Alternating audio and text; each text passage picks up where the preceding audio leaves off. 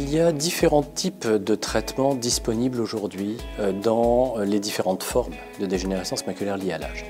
Dans les formes de début et dans les formes sèches en général, les traitements actifs se limitent malheureusement à la prescription de vitamines antioxydantes, de compléments alimentaires qui contiennent souvent des vitamines, mais également de la lutéine et des oméga 3.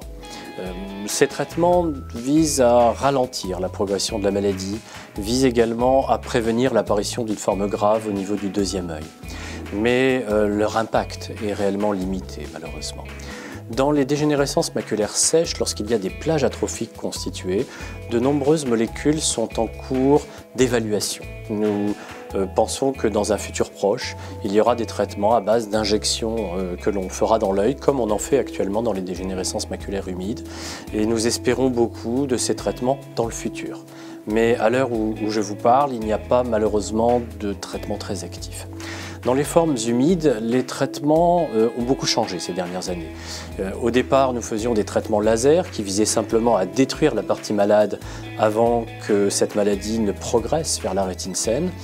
Dans un deuxième temps, nous avons eu un traitement avec la thérapie photodynamique qui visait également à ralentir le processus de néovaisseau et qui a permis tout de même à certains patients d'éviter la perte de la vision centrale et la perte de la lecture. Mais malheureusement, la réponse au traitement était limitée. Depuis 7 ans environ, nous utilisons en routine des injections d'anti-VEGF. Il s'agit de molécules que l'on doit injecter dans l'œil directement et qui visent à stopper le processus de néovascularisation qui assèche ces vaisseaux, qui empêchent leur formation. Ces traitements sont efficaces. Clairement, ils ont révolutionné la prise en charge de la maladie.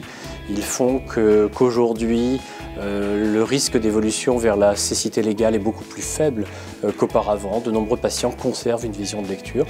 Malheureusement, ces traitements nécessitent des injections répétées, des évaluations fréquentes qui font que le traitement est tout de même un traitement difficile pour les patients. Ça demande de leur part de la patience, un certain investissement, un certain courage également, mais ils le font heureusement et pour leur bien-être, puisque grâce à ça, ils vont pouvoir conserver une vision utile.